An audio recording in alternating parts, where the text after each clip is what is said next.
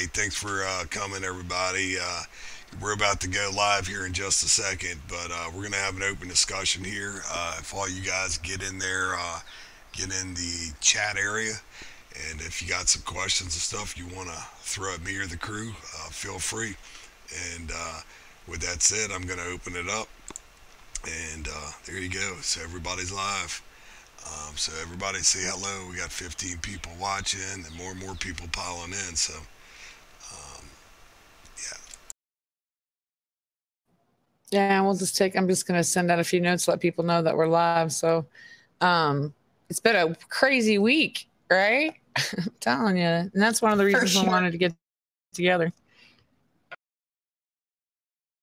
And I really do appreciate you guys coming. A lot of folks wanted, I promised a few folks when we had our common law discussion and we got beat up, right? That was so sad. And so we wanted to make sure that we revisited it. And thank you again, Gerard, for joining us, and all you guys from National Liberty Alliance. It's been really exciting to get to know you guys over the last few weeks, and looking at your material has just been, I have learned so much, right? So just for myself and all of us, I think, and I won't speak for everybody, obviously I can't, but it's been awesome. And I appreciate you, being Patriot partners with us. And I'm really, hoping that with us together, we can get the word out even more. Right. And now that we're even armed with that knowledge, I know that I can do more personally, which is just exponential. Right. And so I think tonight I would like to make sure that we do, not only the current events are what's going on, but if there's anything that you need, the Patriots to know, that we need to prepare for, or, you're just learning like the rest of us, that works too. But I don't want to necessarily put you on the spot, but I did want to, I did invite you so that, give you an opportunity, because there's so much going on. And I think there's a lot of Patriots out there that want to know what they can do. And if they're not doing it, they want to make sure that they are, if that makes any sense. He probably didn't hear anything I just said. Yes, I did. Oh, good. Okay. I was muted. No, I did. I really wanted to get John in here tonight, but I didn't get a chance to work with him on the Discord. He downloaded it, but I don't know. I don't think he's mulgating around. But he, he really knows this stuff verbatim. It just rolls off of him, and he's very good, as you can tell. We work on the paperwork together, and he's just steeped in it, you know what I mean? Just like Daddy Dragon is. Daddy Dragon, he doesn't even hesitate, Yeah, right. So, yeah. So I think when we get a lot more people in here, I think what I'd like to do, Gerard, is just like give them just a quick primer. I mean, you give it a few minutes, but just a quick primer, the idea how our nation was founded under the legal system that they envisioned and kind of what it is now. But we're filling up. We got like 27 people coming through right now, and I may have licked this. We were having major buffering issues, and so I had to take a minute to go learn about it. And so I think I fixed it.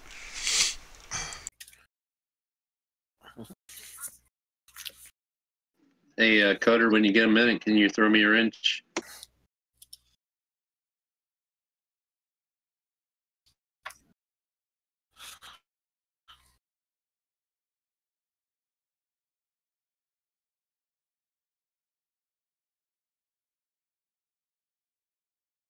Thanks, sir. Okay, guys. So everybody's joining us out there, YouTube. We're just waiting for more people to join before we kind of get the gears spinning over here. But what we're doing is, and I think I'll have Tenacity talk more to it, but we're just opening it up for discussion, and we're definitely interested in your thoughts and your comments as it applies to really just about everything that we've been doing here at QUNIVERSE. Along with, we got some special guests from National Liberty Alliance that's joining us right now. And so anyway, we're going to give a few more minutes and let some people come on in. And so if you've got some specific questions about those publications, go ahead and get them in your head, and we'll be asking them here in a few minutes.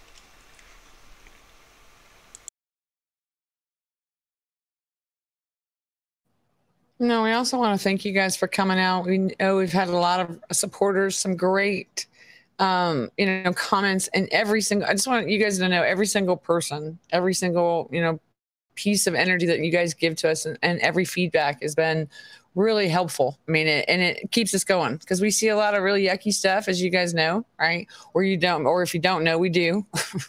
And, we just want to make sure that you guys have a place that you're going to get the straight scoop, whether we like it or not, and a lot of this stuff is not fun. And we do want to make sure you also know we're having fun, right? It's not just, we don't want to torture people and give PTSD with this information. I think that's what we're trying to do. So let us know if we're not on track or if you guys have feedback. And please also, if you want to get involved, we definitely have lots to do, as you probably know. So, and I think that's what's great about this is it gives everybody a place that they can, whether they just like to read news or they want to write stories or they want to have like to organize or just talk to people. There's always something to do. Yeah, that's a good point. Always something to do. And I see Scarlett. How you doing there, Scholar Poppyfield? Yeah. As for the block from 24/7, unfortunately, we're just contributors over there. Myself and Tenacity, we're just contributors, right? And we're not moderators or anything over there, as it applies to the Discord or the YouTube chat that you guys enter in over there. You know what I mean? So anyway, I just kind of want to give you a heads up. If there was something I could do, I would, but unfortunately, I can't. Yeah. Yeah. Well, So this is. Oh, go ahead. no, I'm just sorry. Yeah. So guys, we're just kind of opening it up. We're gonna be doing some discussions here in just a couple more minutes. I guess we'll give it. But we're gonna open it up. I know that we had some really, really big Q drops, and hopefully you guys had the opportunity to, check out, that episode. And we just now finished our first live stream. Man, I tell you, it was pretty buggy. We're having buffering issues. Even until right now, we're kind of having some, but I think for the most part, we've kind of licked it a little bit. I'm gonna tweak it some more, but anyway, guys. So yeah, for sure. Yeah, get your questions ready. We're gonna be asking them here in another couple minutes.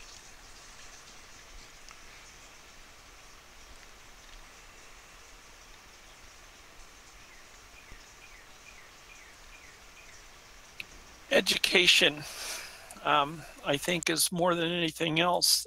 We need, it has to be a personal thing. You have to read, and the more you read, the better you'll do. And that education is a individual thing. I can help point you and help you get over the fence, but it's you've got to make the effort to educate yourself on common law. And it's a lot of common sense, but it's a lot of study to see what's going on too. So I want to encourage everybody to read the Constitution, read the Declaration of Independence, read the Bill of Rights, try to understand, and use the resources that are available, especially over at nationallibertyalliance.org. And thank you, Terry, because you took the words out of my mouth as far as education, and you're right. We can help you. I can give you how my path was. Everybody takes a certain path and hits certain things, highlights of different books that you've read that really affected you. And some of them, you go through them and you don't mention them because they were hard. But look, I just want to say that common law is interesting. It's not like regular law that bores you to tears. This stuff is fascinating. I find it fascinating. And my goodness, you could read it all night long. Now, there's two books I'm going to recommend that people read. And one of the first books that I read, I mean, look, I've been in this fight for many, many years, for 30 years, 40 years. My parents were awake years ago. They knew the Trilateral Commission. They knew about all these communist things that were going on with the UN way back in the 50s and 60s, because they were, they subscribed to John Birch, who had a lot of good stuff back then, waking the people up. And so I understood that, but I really didn't know common law the way I know it now. And part of that is, like Terry says, is that education and finding those resources, which we have a lot on National Liberty Alliance. My goodness, by the time you get done with that, you could get your PhD in common law. But a really interesting and fun book to read that really starts from the basic principles of how this country was founded and the way it was supposed to operate is called The 5,000 Year Leap. It's called A Miracle That Changed the World by Susskind. it's such a good book. Everybody should have one in their home. Kids can read it, and it really has the foundational principles, and it debunks a lot of the baloney that's going on. You know, they give us so much baloney about our forefathers that's not true, and so books like the 5,000 Year Leap, you know, help you combat that, where you can come back with actual facts of the matter, because they like changing history. The other book that I suggest that everybody get is called The Making of America: The Substance and the Meaning of the Constitution. Excellent book. I mean, you take those two books, and let me tell you, the 5,000 Year Leap was something that Glenn Beck was pushing back when he was really pushing the Constitution and the forefathers. He did a very good job. You know, a lot of people don't like Glenn Beck. I couldn't stand him, but when he got on this 5,000 Year Leap thing and he put his tables up and all that, let me tell you what, he was on fire, and he was stricken by a certain spirit then, and he did a lot of good. Now I know I kind of went off the deep end later on. Maybe they got to him. I don't know, because he must have been doing them a lot of damage back in those weeks when he was pushing the 5,000 Year Leap. Anybody reads the 5,000 Year Leap, it'll open your eyes, and you'll really understand our foundational principles the way you should. All right, I'll rest. One of the books that I picked up recently, and I haven't even finished it, but I started reading it, and I kept having to stop to tweet out all of these just jaw-dropping things that I was learning, was actually one that I heard from Radix, Disclosure 101 from Anna von Rees. I was just shocked to learn all the reasons why and how we ended up where we are today with regard to the Federal Reserve. That was a great book, or is a great book. I'm not done. And super easy to read, by the way. Like, because I always say I don't speak financial, I don't speak spec, so that's absolutely not my thing. I could not pick up for him, and it kind of, I get lulled when I hear all kinds of financial speak, but this is just really digestible. So, Disclosure 101 by Anna von Rees, I would highly recommend for anyone interested in Federal Reserve stuff.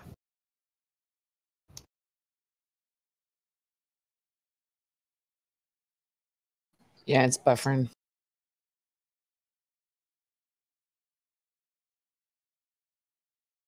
I got to say that, you know, we ran into Anna von Rees, and we saw the one publication she put out where she laid out the timeline of what they did to us in this country, and it was one of the best compilations I've ever seen, because, you know, you hear all this stuff as you go through life, you know, and you hear about what Roosevelt did, and you hear about what Wilson did, and you hear about what this one did and that one did, but you never put it all together. You know, I got it in piecework, and everything that she said was familiar to me, but I never heard anybody actually put it in a timeline order of the way it happened and tell the story, and that made a big difference for me.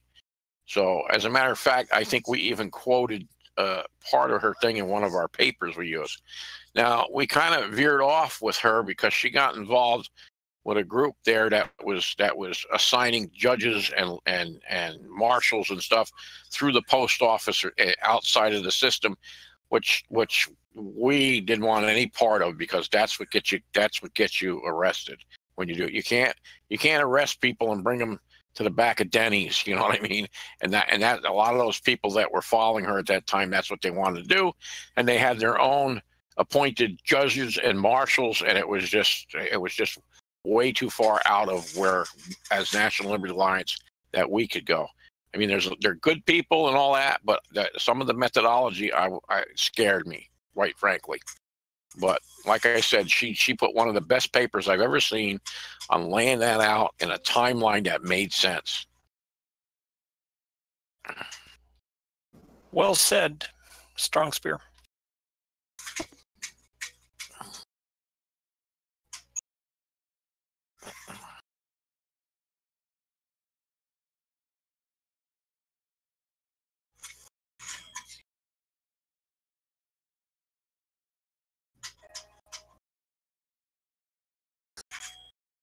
Yeah, this is all I'm with the National Liberty Alliance. I want to talk about Q for a minute.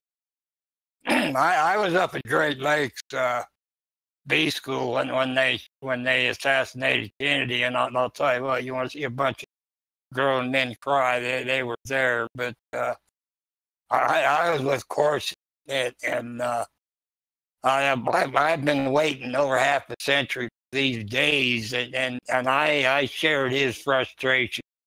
Well, when they didn't release the rest of the Kennedy paper, and and like I say, we have waited decades for the truth, and I really shared his frustration. Although I tell you what, Q came out with these last few posts. I think he's in a different mode, like Corsi today, and it's not as much coded, and he has flat landed out. And that one Q post he made, everybody said is the longest one yet.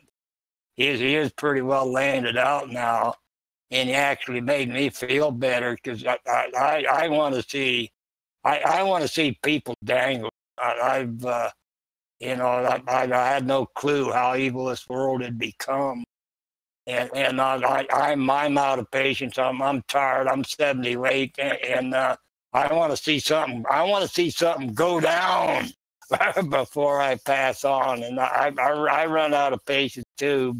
But and these guys on there say, well, you can't have instant gratification. Well, I'll tell you what, if you want to call 55 years instant gratification. But anyway, I'm very satisfied with the way the Q posts have evolved and what they are now. And I know that he is an old vet like me. He speaks that old veteran street language. I know what he's saying. I understand what he's saying. But I'm done for a minute. Well, he's absolutely right, because he's like, look at what look at what Trump has done since he's been in office. They don't give him any credit. He's done more than any president since the beginning of America, as far as that goes, as what we can tell. I know early on we had some problems, but I don't think you're going to find a president that's going to hold a candle to all the things that he's done to fix the country, even though a lot of people don't give him the credit that's due. And I mean, if he this business with peace with Korea, look, Obama was in, I don't know how long he was in. He didn't do anything, and they give him a peace prize, which really lowered the standards of that thing. I mean, my goodness, if anybody deserves that, it's Donald Trump. And so, yeah, we've all been waiting most of our lives for this. And so, the closer you get, the harder it is to wait. So, but, if we didn't elect him and do what we're doing now, it would have been done. And so we definitely have to have patience, because he has a plan, and the plan has to play out, because when you got corruption this deep and this far, you can't just go diving in there, because there's too many things in too many different directions that can break loose. And so I got to give him credit. It is a real 5-tier chess game, and I wouldn't want to be in his shoes. And I don't think a lesser man than Donald Trump, because of his experience in the New York City business world and politics, really groomed him for this nasty job that he's doing right now. So, God bless him, and I take my hat off to him. And yeah, I wish it would go quicker, but guess what? I think it's going just right. The speed it's going is just right, and that's God's speed. Thanks. I want to add something too, and that is that as you're studying, it's not going to feel like you've gained a bunch of knowledge, but you have. It's amazing what a difference it's make. If you can think of any big book that really had an impact on you, you didn't notice it as you read it, but then all of a sudden you come to a situation where all of this comes to the forefront. And because you've read it, you remember it, and you have a particular viewpoint that you can espouse. And that's really good. So don't be afraid to speak up, and to take what you're reading and let everybody else know it. And the more people that you can get to enlighten by reading our Constitution and reading the other documents of our country, the better off things will be. And you'll be amazed at what you see the next time after you read that you need this information.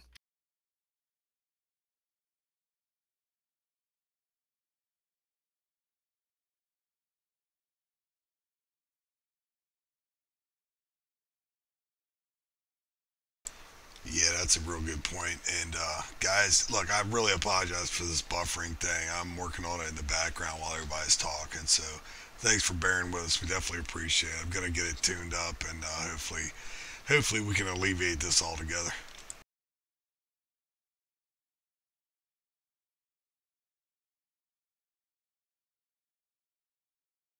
Or, I remember Reagan standing there, Mr. Gorbachev, tear down this wall. Now, that was, I never will forget that. But I'll tell you what, I watched that video yesterday of President Moon and Coming John, whatever his name is, walking across the border and then back and forth, and old man with a genuine smile on their face. I grew up on a dairy farm, and a lot of times we let the cows out in the spring, out into a pasture, and walk out there, and you see that look in their eyes. You see that look of freedom, and they start bucking, running all over. And I saw that in their eyes. I heard that he mentioned that he felt a weight lifted off his shoulders, and then they would look like those old cows out there with a big grin on their face, and that they were sensing freedom for the first time in their life. It was very emotional to me, and I am so frustrated about what the deep state and the globalists have done to millions and millions of people, all this suffering and all this insanity and evil trafficking and all this and that. We never realized just how evil this world had become. But what these people have, what they have done to millions over, they have destroyed nations. They have killed and made many people suffer. And when I saw those two, like kids, I remember back in the old days when those kids would be standing there, don't put your foot on my property, and you bantered back and forth. So it looked like they reminded me of two kids that they, to heck with this. And then they turned to adults. And I saw the look of freedom in their eyes, and they both had genuine smiles. And it was it was an end. It was the end of an era that had been going on for decades and decades and decades. I had a friend that was a Korean vet. I was in the VFW with him, and I know that he is smiling right now when he looked down and saw that. And I knew a lot of other Korean vets that's not here now, but I wish they were here. That they would have cried when they watched that video to rest.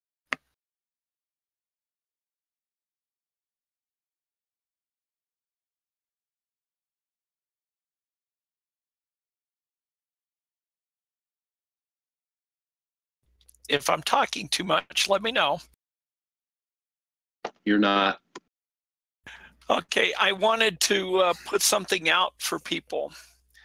And that is that Brent Winters has a book called it's called Excellence of the Common Law. And it's a history of how we got our current court system and how we got common law and what the differences are. It's a big, thick book, and I think he wrote it to be a reference book. Can you repeat the name of it? Excellence of the Common Law. Excellence of the Common Law by Brent Winters.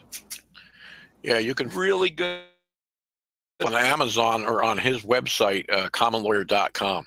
and it's look at it's really really good. Brent is a lawyer, and but he's a common law expert, and he operates. You know, he still practices law, although he doesn't use the bar. You know, I don't know. He's I guess he is licensed to practice in numerous states, but he's very, very good. I mean, my goodness, if you needed a lawyer that understands the Constitution and your rights, it would be Brent. But of course, you know, you're up against these judges and stuff, so it's not pretty all the time. You know, even when you have somebody like Brent defending you, doesn't always, you know, if the system's not working, there's nothing you can do as a single person. So sometimes it's frustrating. But he's very good, and I'll tell you what, he's got some really, really good publications out there. If more people would read them, they'd be able to hold their own. And judges and that need to be exposed to this too. You know, they send them to these state magistrate, which are really an international association they shouldn't even belong to, and that's where they brainwash these guys into telling them, you know, about the contract with the fiction, and that's where they feel comfortable taking your rights away. So it's all, you know, it's all. I rest.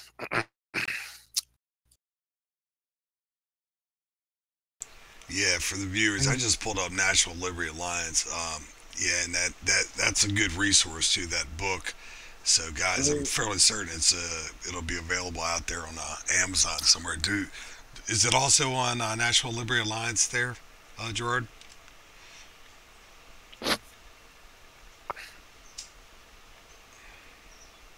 Kind of broke up. Just ask if that book was out there on National Liberty Alliance.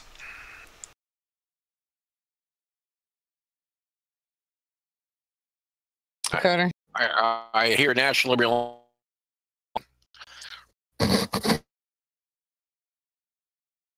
He is just off. You ever notice that? Yeah, they mess with it, seems like that, but I don't give them credit. You know what? They will not win, right? No. Not gonna happen. Our good juju. I hear ya.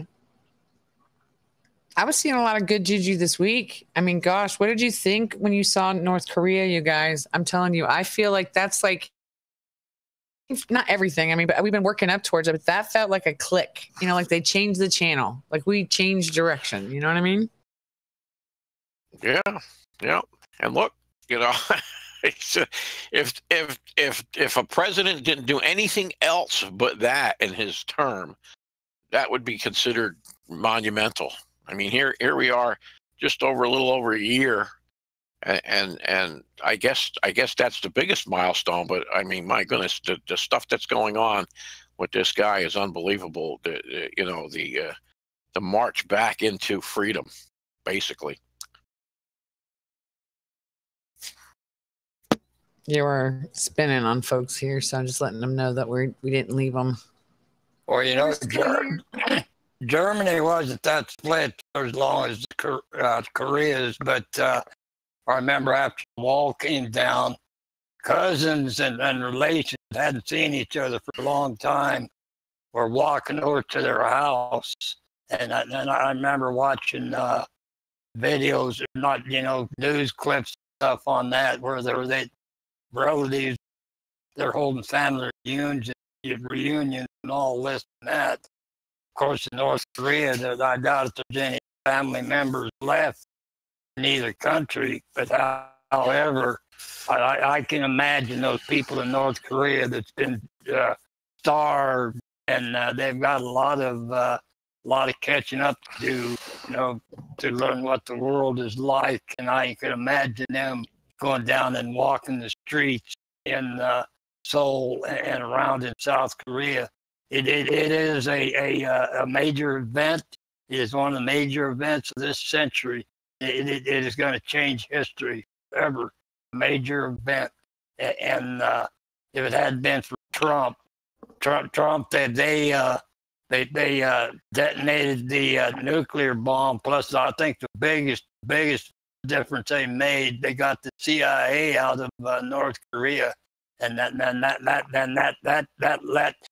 let them people free. That let them people free to do what they have wanted to do. Decades set them free.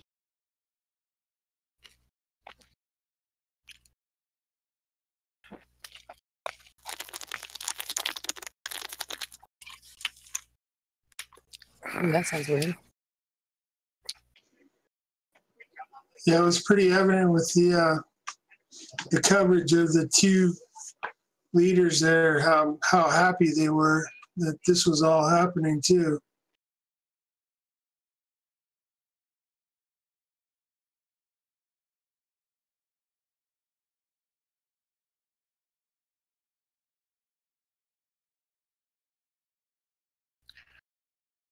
Well, yeah, the human side of things came forward, right? You just give it a chance, and it does. It breaks through. So what's that tell you? You know, as far as men's hearts, you know, when you give them the tools to work with, they make the right decision. Well, I've been all over Europe. I went on 4 or 5, 7-month bed cruises on the Sixth Fleet flagship USS Little Rock. And, I've been to other parts of the world, but I've always had the habit when we go hit a port, I'd get off the main drag, off the tourist drag, and go find their plaza where the working people are, and go in their bars, find people who speak English. And I'll tell you what, people all over the world, that all they want is freedom. That they want a roof over their head. They want their children to have a good life. They want to develop spiritually, no matter what religion they are. They want to develop spiritually, and they just want the freedom. It's the governments. When we pulled into Beirut, Lebanon in the mid-60s, right in the height of the Cold War, we walked in this open beer garden. There's a bunch of Russian sailors sitting. We got, oh no. That I don't remember me or somebody else, but there's an old Russian sailor sitting there, and I just walked over, and Khrushchev is an SOB, and he looked up and he grinned and he says, Johnson is an asshole. And we sat there and partied and traded hats and bonded, and like I say, the people, all they want to do is live, and you let the people in this world go, that they would naturally help each other and bond and grow. And that's what this great awakening is all about. I hope the rest of this century is going to be that way, where people in the world unite. And I'll tell you, one of the things that really helped, I was in chat rooms 20 years ago, and I realized then how small this world had become, and even the people and the kids in Iran were talking to kids in America and all over the world, and they knew what was going on, and that after that they're you know, everybody talks about the mainstream media, how they're all the propaganda. Well, that's true to an extent, but I'll tell you what, with the internet and these kids talking to each other in chat rooms, it dissipates that mainstream media. They don't have the control they had years ago, and this world is becoming smaller and smaller and smaller.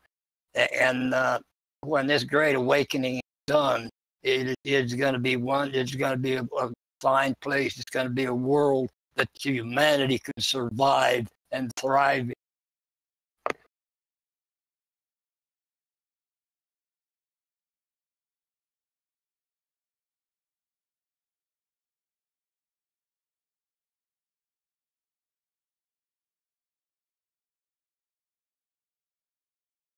So in the public text, guys, little FYI, don't try to dupe somebody into doing something that's illegal. So we found the person who pulled the 2005 tax returns from Donald J. Trump, and he's being charged and will shortly.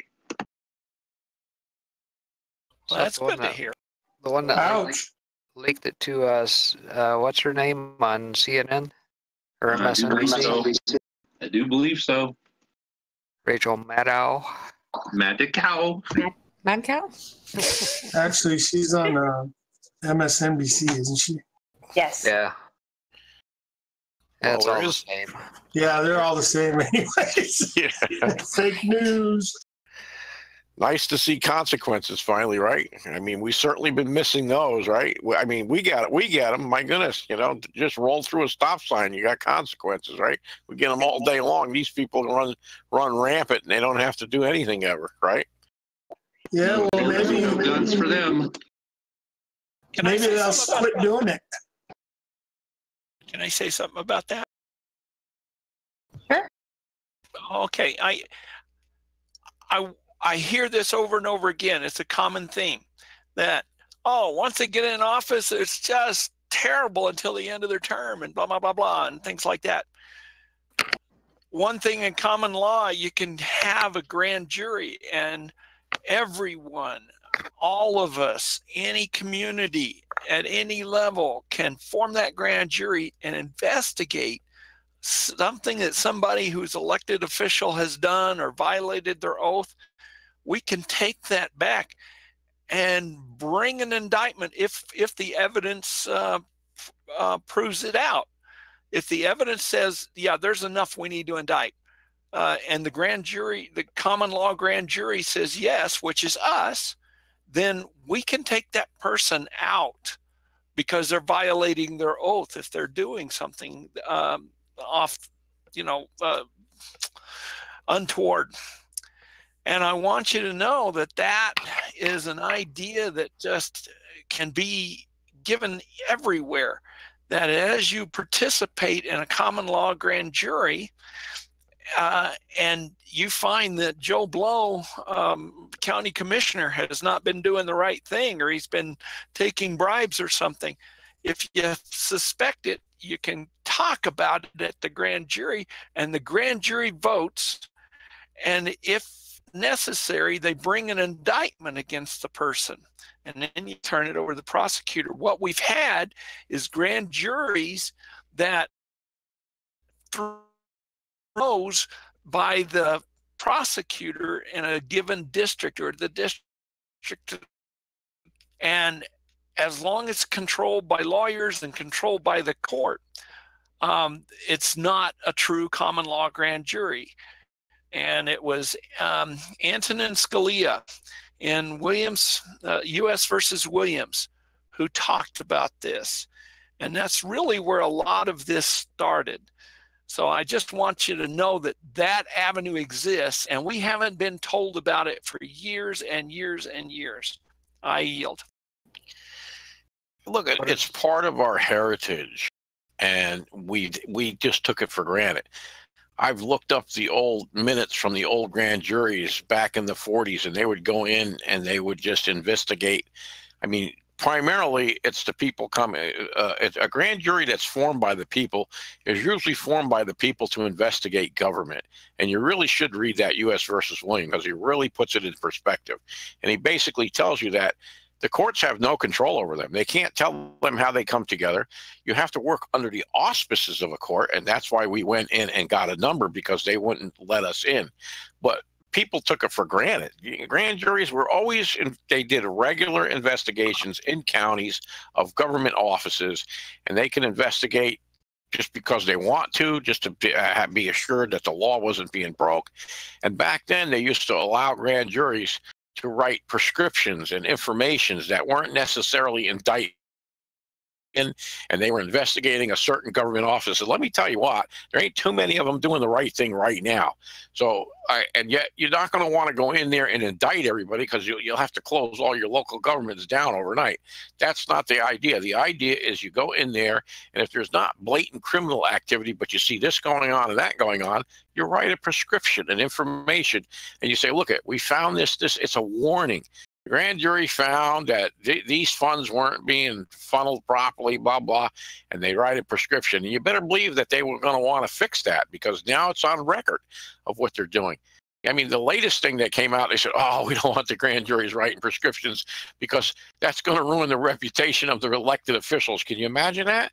That was the excuse they used to stop grand juries from giving prescriptions, informations, I guess I should call it, and so when you got a grand jury that is assembled from a prosecutor on a specific case, even they have problems with the judge and the prosecutor because, look at the grand jury is people like you and me. If there's a legal question, they look to the prosecutor to answer it. And so, but what happens is between the judge and the prosecutor, they taint them, and they give them their version of the law, and they say you're only going to rule on the facts and not the law, and you're going to rule on the law as they give it to you. Any judge that gives instructions like that, he just committed treason. I'm sorry. See, our plan is to get rid of the judge, the prosecutor, and whoever's running these juries and grand juries, and we want to put 3 administrators in every county, and at least 3. I mean, some of the counties in New York City are going to need more than 3, obviously, but generally speaking, from a aggregate of the population, 3 should be enough in most counties. And what they would do is they would administer to the juries and the grand juries. They would assemble them. They would pick them from the voting records or the driver licenses the way they do now. But what they would do is they would give them like an 8-hour class on common law and on what their rights and duties are. And that's all it takes. That they can judge the law. This is one of the things that they've killed. If you don't like something when you go to court or this or that, they always go, well, you got to vote different people in. That's the least efficient way of changing anything is through the voting booth. That's a lie. No, the jury and the grand jury can change things, because when a grand jury indicts and then a pettit jury gets a hold of it, if it's a bad law or it's being misapplied, they go not guilty. That's how they got rid of prohibition, It wasn't because they repealed it. What happened first was juries refused to convict on it, and grand juries refused to indict. And prosecutors don't like losing, and so they stopped. Eventually they had to repeal it because they weren't getting anywhere with it. And that's what we need to do today. So we would like 3 administrators in each county, and we'll get the funds right out of the state, right out of the court system, and we'll actually use them for something good. And that's to pay those people to minister to the juries and the grand juries to pick them and teach them what their duties are and set them free.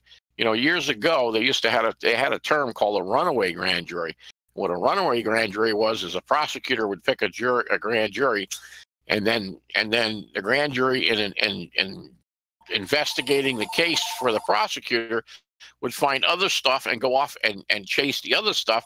Of course, the prosecutor had no control. He didn't send them there, but that's the way it's supposed to be, and they fear that. When a grand jury is in session, anybody can bring them information on any crime. It's supposed to let anybody have access to the grand jury foreman to report crimes, and the grand jury can investigate. But try to get to your grand jury today and see what happens. They got this thing so locked down, but this is the way it used to be. This was normal. This was business as usual back in the 20s and the 30s. And they've completely subverted it and ruined it today.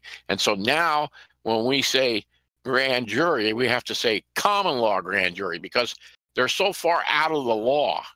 Maybe we should just say a lawful, because the other ones are not lawful. Forget common law. Let's just say lawful, because they left. Look at the Constitution and the Bill of Rights. Guess what? And the preamble to the Constitution, those are common law documents. You can't get rid of the common law, because that's what our freedoms are based on. The Magna Carta started it. That's a common law document. And our forefathers even said that without the common law of England, you cannot understand or administer the Constitution of the United States. It's a fact. It's a fact. And whether they like it or not. And that's what we're trying to get back to. Anyway, I rest.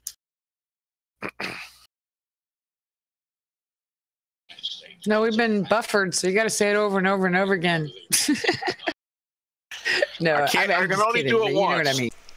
Well, real quick, guys. The thing is, man, You know how it is, but Excuse me. that you're reminding because every time somebody else hears Does it and you anybody hear it hear a me? different way. Yep. Yep. Oh, okay. Yeah. So what I'm trying to do here is trying to find out the sweet spot, but for whatever reason, it's going up and down, and it's not on this end. So not sure why.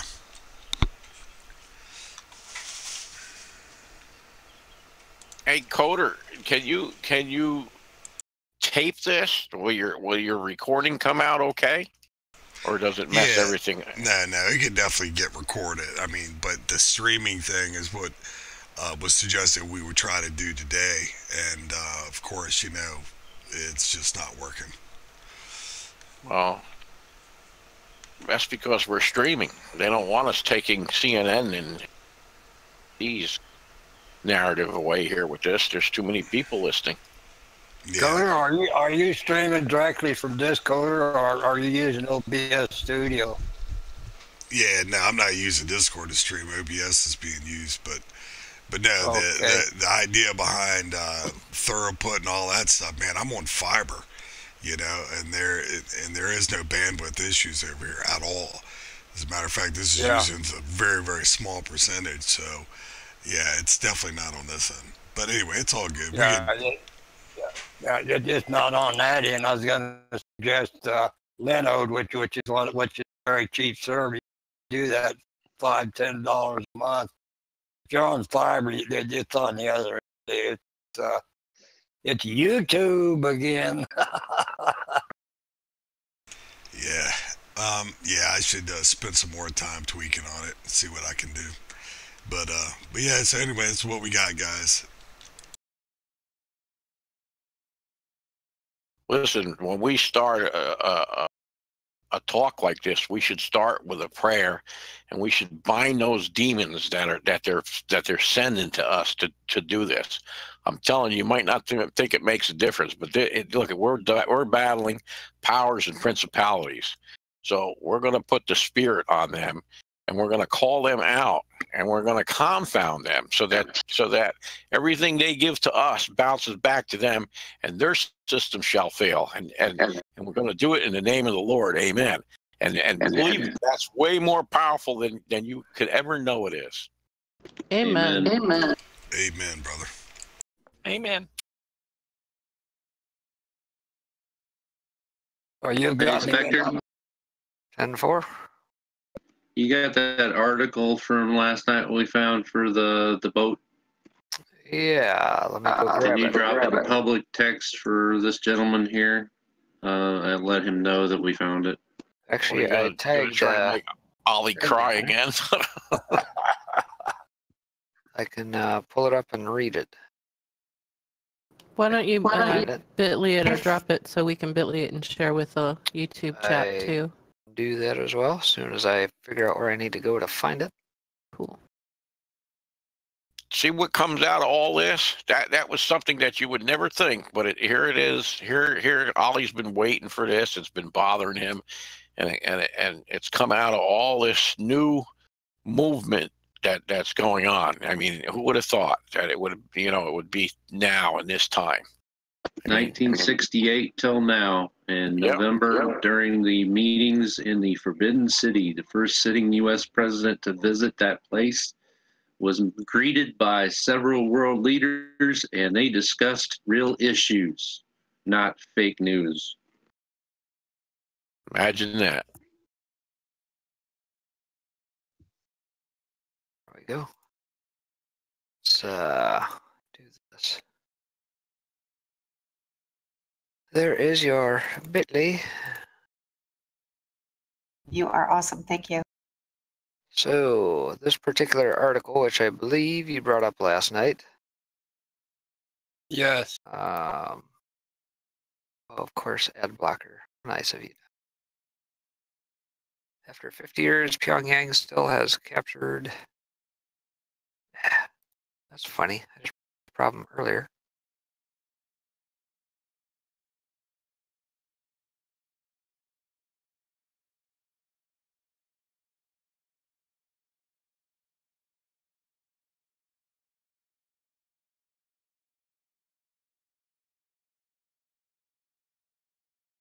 Maybe Red can read it.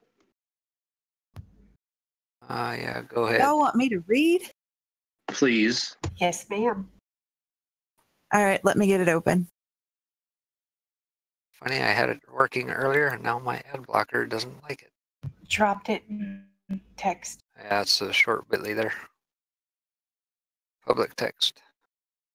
I mean, like the text from the page. Oh, okay. Okay, I have it. It is a Newser.com article that's headlined, "After 50 years, Pyongyang still has a captured U.S. ship.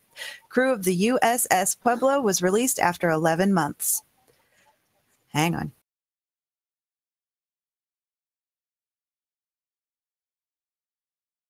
From Newser.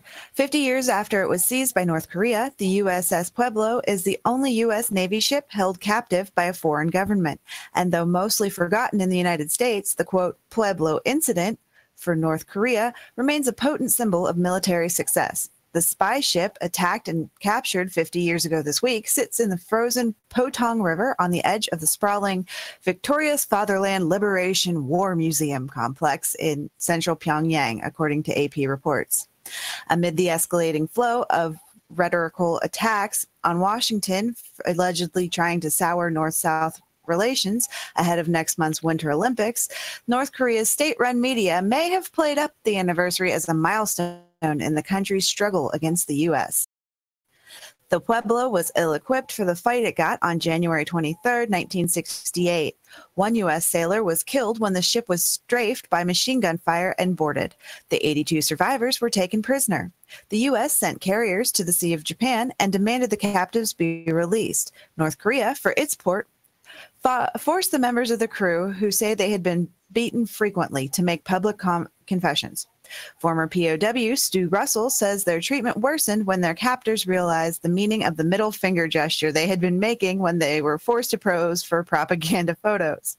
The incident came to an end, and the crew members were freed on December 23, 1968, after Major General Gilbert H. Woodward, the chief U.S. negotiator, signed a statement acknowledging that the Pueblo had, quote, illegally intruded into territorial waters of North Korea, end quote.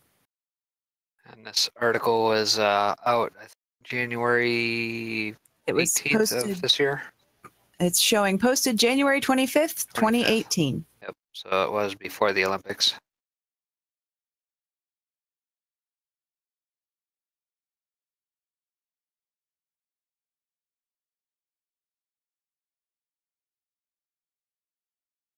Okay, let me give you page 2.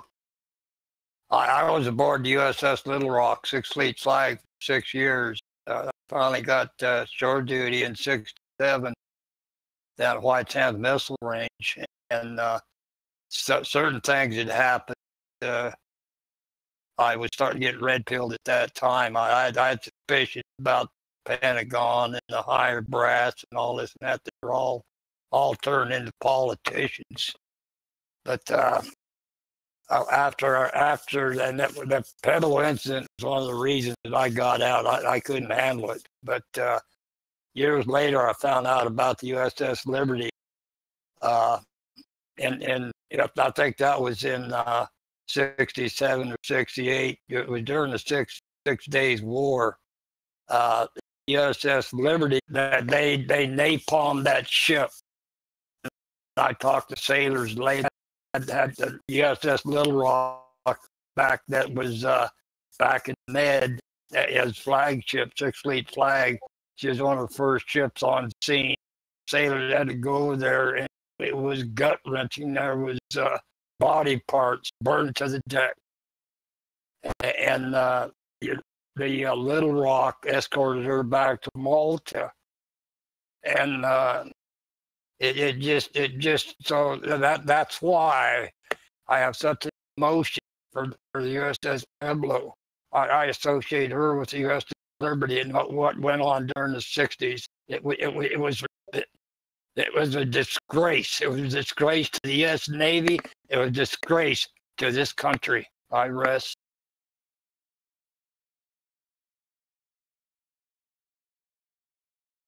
Along with every war we've been involved with, sir. Yes. Yes. Well, this article doesn't say they're returning the ship. It just says they still have it. Yep.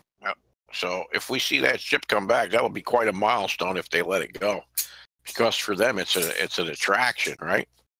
Well, that's why I was trying to put out the word. I think that ought to be what I would like to get Q to hear this, and I'd like Trump to hear this, or Corsi, and get out the word when he goes over there. This ought to be part of the deal. He ought to bring her home. Bring her home, please. Actually, to that end, there's an article. I read this in last night's Key Post and again today that was out by southfront.org on the North Korea, or on the Korea summit rather. Kim Jong-un promises, quote, a new beginning in North and South relations. And within that, one, they spell out the leaders talked about denuclearization, peace on the Korean Peninsula, and improvement of intra-Korea. A sincere exchange of opinions on these issues will continue today. Joint declaration on the results. It we anticipate it will be these way for between Kim and U.S. President. So, potentially, Mr. could be June. Well, I pray.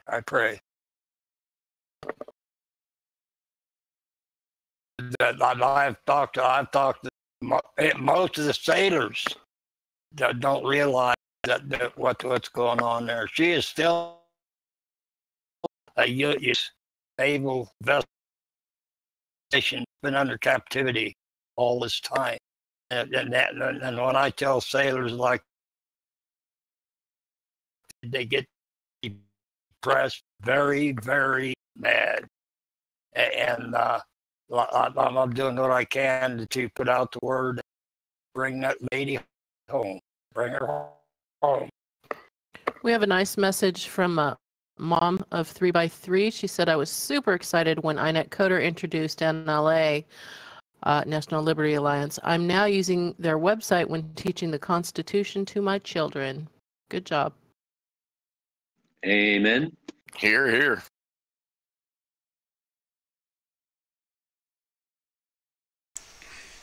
Very good. I'm sorry, I'm a little in the background, guys. I'm trying to fix this stream for you guys, and it's not an easy undertaking, I can tell you. But I'm really glad that you found it in LA. I really am, because it is a great site. A lot of great folks there.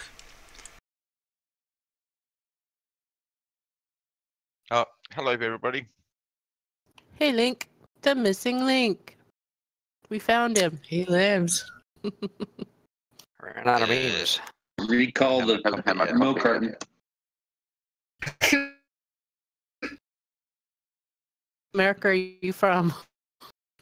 Just kidding. Dumbass. We're live on YouTube. I was trying to make up some I was gonna make up some name, but it didn't really come out too well. He's from the other British penal colony. I see. I'm just a convict. I'll tell you what, the other day, Daddy Dragon, I fell off the chair. I tell everybody, I'm a Scot, but I tell everybody I got leprechauns helping me, and one of my fortes is connected people. That I connected NLA to this group, one of my accomplishments. Anyway, I tell everybody, I got leprechauns telling me what to do and when to do it. Timing is very precise. Daddy Dragon was on soapbox, and Gran Torino come on, and Daddy Dragon says, be Jesus, I just heard a leprechaun. That's funny. I think it's funny how they're always trying to get Gran to say Lucky Charms. Me Lucky Charms.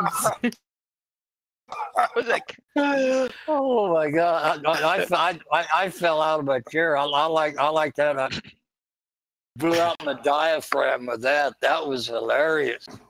And I'll tell you what, that Daddy Dragon, I want him to talk to the other founder of National Liberty Alliance, because that Daddy Dragon, he knows the old common law, the old common law of the UK, and he is very intelligent. He knows his history, and I want to get those two together, and it would be a match, because we have got to unite, and it is global right now, and we have got to get everybody together and take this planet back. Well, that's why I'm involved so much with you guys in the USA, because Australia is nothing. America's everything.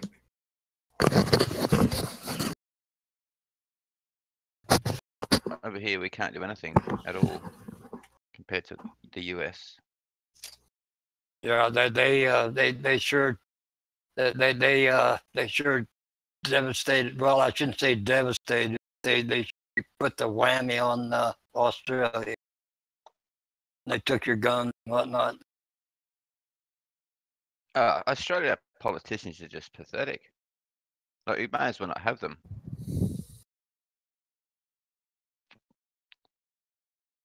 Actually, probably as bad as yours.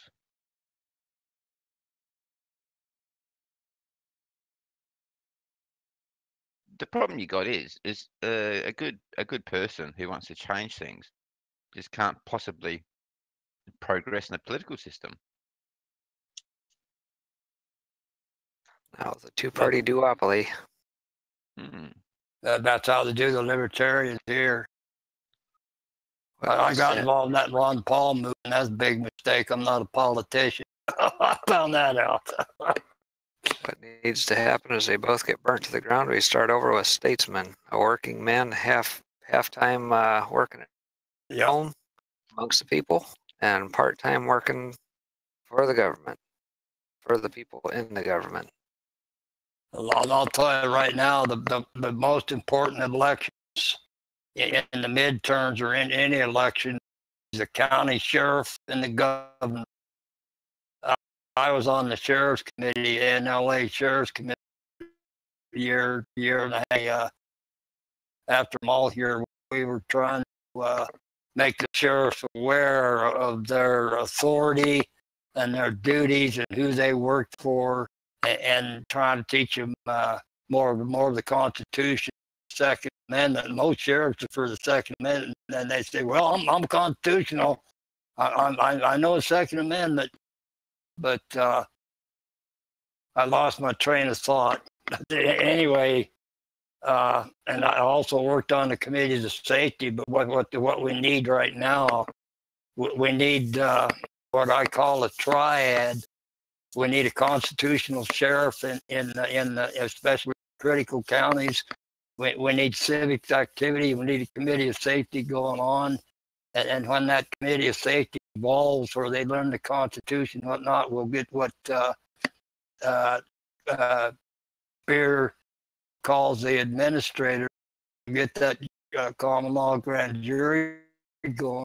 But also, I'm very familiar with the 3% militia here in Colorado, and most of the people don't know what a real militia is. Country, this 3% militia, they're very well trained. They have paramedics, and they got they do a lot of border tours down there, and they've got vehicles and state-of-the-art medical equipment. They've got first responders and ETs set up a triage like they did in Afghanistan. That they do coat drives. They are very community oriented. What each county needs is a lot of civic activity, a committee of safety, constitutional sheriff, and a real militia. You get that triad going, and I'll tell you what, they would take that county back. And then when they got a common law grand jury formed in that county, we'll take this country back county by county, state by state. But that's my mission right now, is forming these triads in these counties. But it's not going to be easy. And I look around and I see these young people. They haven't had it. They have drum common law out of them, spirituality out of them. These kids, they don't know self. They don't know their God. And a lot of them don't even know their own gender. We have got a job to do. It's going to take, like Terry said, a lot of education, teaching civics, common law, actually teach them what sovereignty is and what free, how to teach think for themselves. And if you really get to thinking about it, it might take 2 generations to accomplish this whole deal. And it's not going to be easy, but that's what this country needs is those 3 things in every county to take this country back, county by county. So a silly question here. How are you guys in any way associated with CSPOA, Constitutional Sheriffs and Peace Officer Association?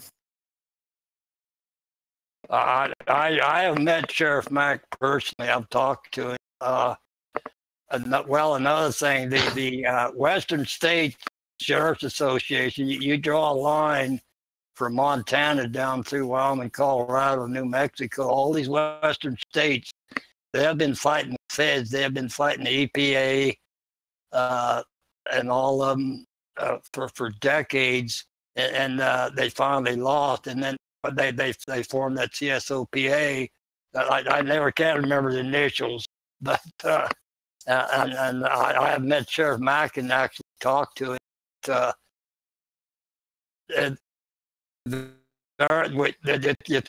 another project. My most important that we have got to elect constitutional sheriffs. And I tell everybody this, and they think I'm nuts, but I say we're at the point. So if your county sheriff isn't doing his job, you have the full authority, especially a COS committee, civics-minded city leaders walk in his office, riff off his badge, and say, "You're done. Get out, pack your bags, get out. Leave your badge on the desk. Go down to the undersheriff and say, here's the way. This is what we're going. This is what you need to do. This is your job. It's what you're going to do in this county." And pin the badge on him. He's already taken the oath. Desperate times call for desperate measures. It's going to take this country back. It's going to take a long time to get it back and like it was.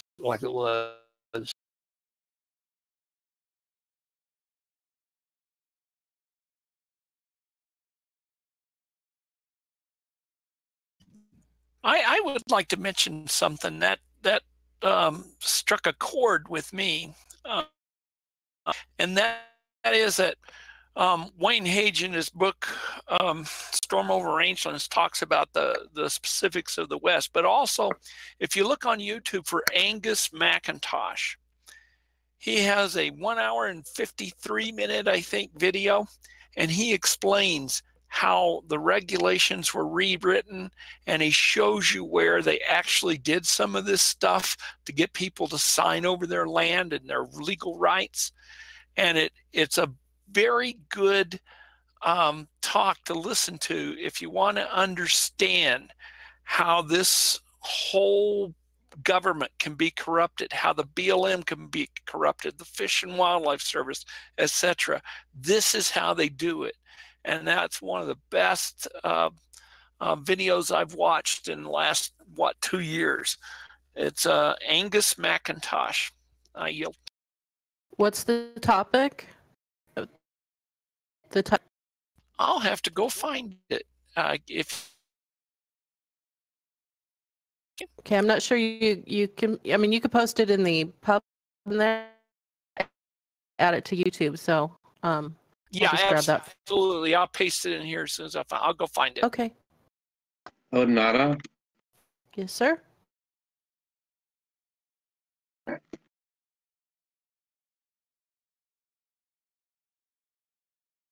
think we were just under 25,000 at the end of March, right? Right. Has anybody heard anything about judges being in listed in those indictments? Not yet, but I'm getting wags from the evangelical community that possibility of 3 Supreme Court justices being on that list. That's cool. Oh my gosh! I hope so. I'll tell you what. You take like Judge Navarro in Vegas, and I'll tell you what. There's some prosecutors that be indicted. What they done to what's the latest? Flynn is exact using out here with the Bundy rancher and all of that. They lock them up under false warrants and this and that, and no due process. And then they isolate them from their families. I go in those courts, and I've sat there watching like Bundy wives sitting there with their kids. If those kids, if their dad looks at them in court, the U.S. Marshals are on them right now. No communication. They don't even let them look at their family, and what they're doing, and they want to take all their resources, bankrupt them, and then make them plea, and it is sad what they're doing, and they with that in that Vegas trial they violated 5 Brady violations. And cruel and unusual punishment, not allowing them to communicate with their families. That's Bill of Rights. Ammon Bundy, Cliven Bundy, Cliven's as old as I am, that they spent half their time in the hole. They had to spend half their time in solitary confinement. When they transferred the Bundys from Portland to Las Vegas, they chained Ammon Bundy on a concrete floor all night. No food, no water. That's what they do. That is a cruel and unusual punishment. And people don't believe it. Oh no, they wouldn't do that. Well, they are doing it. Psychological abuse. Yes, exactly. Ryan Bundy is right. If I was younger, I'd go out there and I'd just devote the next few months to help win that. There's a lot of people running for governor right now, but the chances of winning are slim to none. Hopefully, if they get this voter fraud away and whatnot, they'll have a chance. We need to get some normal working people in office, especially governor and county sheriff.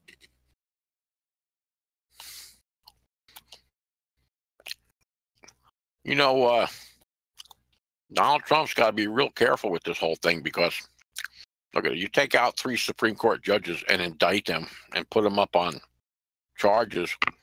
These uneducated people in the streets, see, that's what they want them to riot. They're going to say, look, he's taking over the country. He's doing a coup. He's doing a military coup, you know, and they got stupid people that will follow them with that. Even though, look at these charges, these are prosecutors making charges, you know.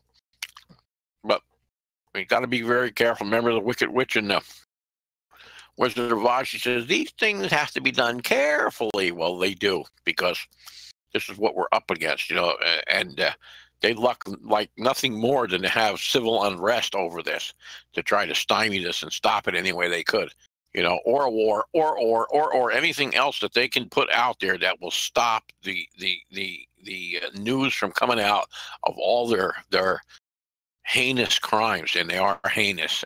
And so, you know, when you put an animal in a corner, they get dangerous, and we're at a very, very dangerous time right now for America. And that's why we need to stick together, and we need the grassroots to come up. And that's part of what National Liberty Alliance can do for Donald Trump, because look at, we've indicted judges, and he can turn around and take our indictments and say, well, I didn't do it. This group over here, they investigated it. It was the people. They assembled them. Look, they indicted them. They got all this evidence here. What do you want me to do? Not pay attention to this evidence? I didn't find it. They found it. See, that's what he needs. He needs us to step up to the plate. and that's what it's going to take. And believe me, in your counties, look, at everything rolls downhill. These counties, every one of them is doing stuff that they shouldn't be doing. Every single one of them is operating outside the law, from the way they collect the taxes and the way they spend it. There's none of them following the law the way it's supposed to be done. They don't even follow their own me. I know. I've been there. I've seen it. I was on my town government for 4 years, so that was I got my 4-year degree in local politics. Believe me, and you know, it's like every town is walking the fence. They can fall off one side or the other side. I don't know. It's a miracle that they don't, and one of the reasons they don't is because we have no grand juries going in and investigating anything. So every year it's the status quo. And when somebody does fall off the fence, they either push them back up or they quit covering them up. Nobody can see anything, and on they go. Nothing changes. Status quo. So how do you correct something like that, where every county board, every city, everything that's pertaining to government, how do you walk that back when it's already registered as a corporation to be able to do business and commerce and exchange the dollars that we have today? Well, it's unconstitutional. It's very easy. The only answer to lawlessness is the law, and it is actually very simple. So, you know, once the rule of law is set back in, and this fiction is put back in its box, it becomes easy. I mean, you know, from what we pay and what we do, and basically, you know, what we're doing is we're sending our money to them and then begging it back. And when you beg your money back in the form of federal grants, all those grants come with strings attached. And one of the first things you can do in accounting that I discovered is you go see your sheriff and you tell him you don't want him taking any federal grants. And then you go see your county legislators or your board of supervisors, whoever's running the county, and you say, listen, we want the sheriff funded out of our tax dollars, not out of federal funds. You can get federal grants for all the other baloney things that you want to do, you know, and we'll discover if that's good or bad. But as far as you fund him from, that's what we're paying for, because we don't want the federal government controlling our sheriff. And that's how they control him. That's how they get him to sign his authority over to them, is by the grants that they give him. And part of that is them telling him what to do in certain situations. You end that right then and there. You take them funds and you take it right out of the taxpayers where like it's supposed to be, and let everybody else in the county go get federal funds. Look, we don't care if they get federal funds for our park. What's the federal government going to come over and tell us how long to make the lawn in the park? We don't care, right? Yeah, but you can't have them controlling the sheriff. And the other bad thing is they get these federal funds to put jails in order to house federal prisoners and run this prison society, this prison business becomes. And so, you know, the minute the sheriff starts standing up to the feds, and then the feds pull their funding and they don't put their jails in, and then the county's like, oh, look at all the money we lost, because they make millions and millions of dollars on these federal grants and this whole prison industry, and that's what we need to dismantle. And look, at most of the people in those prisons, they don't belong there anyway. They're all victimless crimes. It's all statutory baloney. You know, I understand you're rapists and you're murderers, but that's not the majority of them. Most of them are victimless crimes. They don't belong sitting in jail. And let me tell you what, they let the rapists and murderers go quicker and faster because they're the most dangerous to guard, and their guards get hurt, and they push them out of jail. You got some guy sitting in there on some baloney drug charge, and he didn't do anything and didn't hurt anybody, and they got him in there for 25, 30 years because they like that prisoner because he's docile.